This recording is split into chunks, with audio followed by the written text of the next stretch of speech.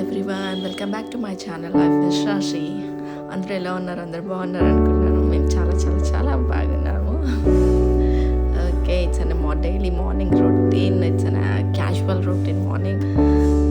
పిల్లలు వెళ్ళిపోయారు ఇద్దరు స్కూల్కి. సో వాళ్ళకి బాక్సెస్ ప్యాక్ చేసి పంపించేసాను. మా హస్బెండ్ కోసం టొమాటో చట్నీ చేస్తున్నాను.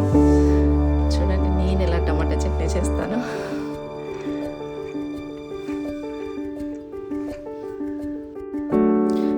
బ్రేక్ఫాస్ట్ ప్రిపేర్ చేస్తూనే నా డైలీ ఇంటేక్ ఏదైతే ఉందో నాకు టైం సరిపోదు కూర్చొని ప్రాపర్గా తినాలి తాగడానికి ఏదైనా కానీ. సో నేను కిచెన్ కౌంటర్ టాప్ పక్కనే పెట్టేసుకుని నా వర్క్ చేసుకుంటాను, బ్రేక్ఫాస్ట్ ప్రిపేర్ చేసేస్తాను. సైమల్టేనియస్గా రెండు ఒకటే సర్వ్ చేస్తాను అనమాట.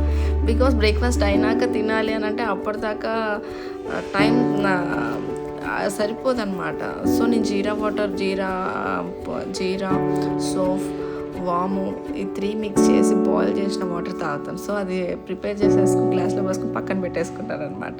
సో పక్కన పెట్టేసుకుని నేను ఏదైతే బ్రేక్ఫాస్ట్ ప్రిపేర్ చేస్తానో ఆ ప్రిపేర్ చేసే టైంలో ఇలా ఏమన్నా మార్నింగ్ ఎంటీ స్టమక్తో తీసుకునేవి ఏవైతే ఉన్నాయో అవి నేను ఫినిష్ చేసేసుకుంటాను. ఇక్కడ వాటర్ తాగుతుండే అక్కడ నేను చట్నీ ప్రిపేర్ చేస్తాను. లేదు వాటర్ ముందే మార్నింగే తాగేసాను అనుకోండి, నట్స్ తింటాను ఆ టైంలో.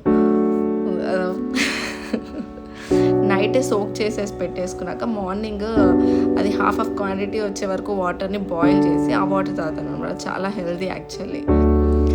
సో అలా చేస్తాను నేను. ఈరోజు మార్నింగ్ పిల్లలకి బాక్స్ ప్రిపేర్ చేసే టైం నాకు సరిపోలేదు. ఈరోజు కొంచెం లేసాను అనమాట. సో ముందు ప్రాపర్ వాళ్ళకి చేసి పంపించేసేయాలని ఫాస్ట్గా చేసి పంపించేస్తే టైం సరిపోలేదు. సో మా హస్బెండ్కి బ్రేక్ఫాస్ట్ ప్రిపేర్ చేసే టైంలో సో నేను మార్నింగ్ థైరాయిడ్ మెడిసిన్ తీసుకుని ఒక హాఫ్ అన్ అవర్ అయిన తర్వాత కంపల్సరీ జాస్ వాటర్ తీసుకుని నేను జాస్ వాటర్ తాగిన తర్వాతనే నట్స్ తీసుకుంటాను అనమాట. ఫస్ట్ మార్నింగ్ ఆ వాటర్ కంపల్సరీ తాగాల్సిందే. అది తాగినాక నట్స్ తర్వాత ఎగ్స్, ప్రోటీన్ తర్వాత యాక్చువల్ బ్రేక్ఫాస్ట్ చేస్తాను. Compulsory everyday. నాది ఏది స్కిప్ అయినా కానీ నేను ఇంటెక్ నాది మిస్ అయిపోతుంది, తినలేను అనమాట.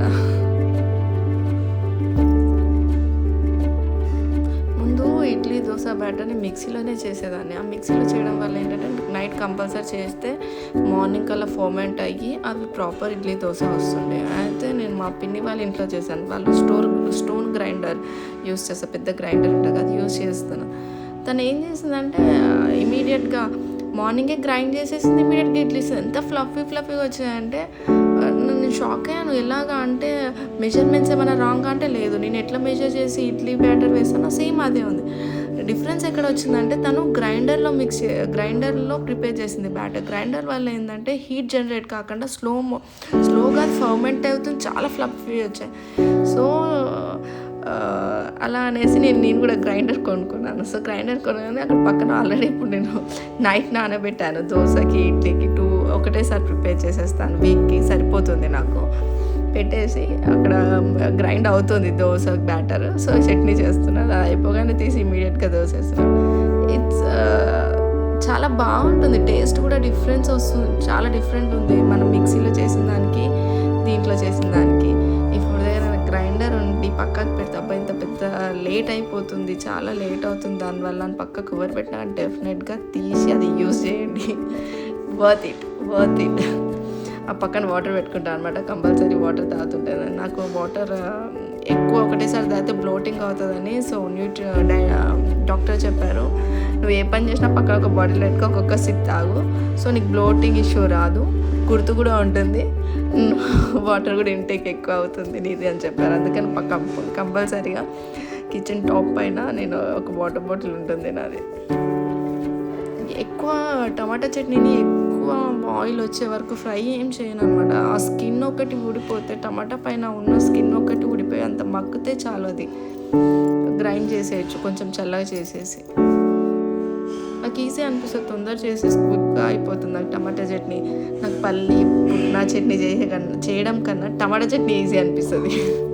దీంట్లో బంచ్ ఆఫ్ కొత్తిమీర, కొరియండర్ లీవ్స్ వేసేస్తే సెట్. ఇంకా అది టేస్ట్ చాలా అన్నంలోకి వస్తుంది, దోశలోకి వస్తుంది. నేను కంపల్సరీ ఆఫ్టర్నూన్ లంచ్లో కూడా అన్నంలో కూడా కొంచెం క్వాంటిటీ వేసుకుంటాను అనమాట. దాన్ని చట్నీతో తింటాను.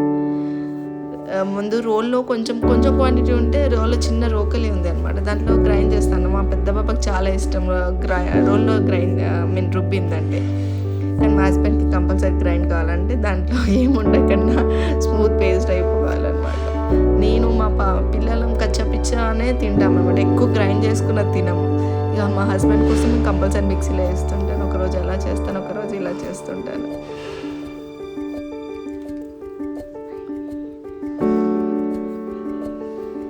కంపల్సరీ ఆ బ్రేక్ఫాస్ట్ అయ్యే లోపల 700 ml బాటిల్ అది ఫినిష్ చేసేస్తానమాట వాటర్ ప్లెయిన్ వాటర్ అయిపోయిన తర్వాత మళ్ళీ బ్రేక్ఫాస్ట్తో పాటు నేను చియా సీడ్ వాటర్ కూడా తాగుతాను. అది 1 లీటర్ వాటర్లో 1 స్పూన్ ఆఫ్ చియా సీడ్స్ నైటే సోక్ చేసి పెట్టుకుంటాను.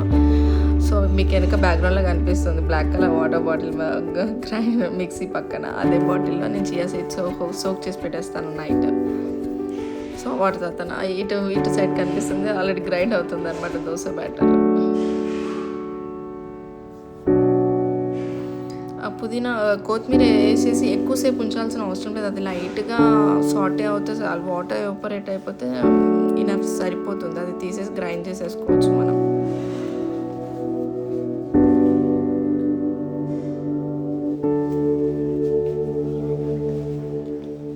పెంక ఎక్కడ వెతుక్కుంటున్నాను, పెంక తీసి పెట్టాలి. అయిపోయింది ఆల్రెడీ చట్నీ, అది చల్లగా కావాలి. చల్లగా లోపల దోశ వేసేస్తాను, దోశ వేసేయగానే చట్నీ గ్రైండ్ చేసేస్తాను అనమాట. ఇంకా వేడి కావాలి కదా, టైం పడుతుంది కొంచెం.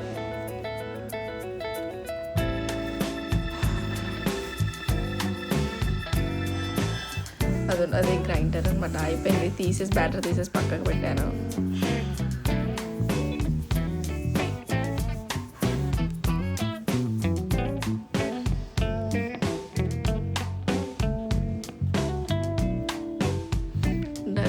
చట్నీ డన్ అయిపోయింది. అది చల్లగా చేయడానికి ఫ్యాన్ కింద పెట్టేశాను. దోశ వేసేసి చట్నీ గ్రైండ్ చేస్తే అయిపోయింది మార్నింగ్ బ్రేక్ఫాస్ట్ పని.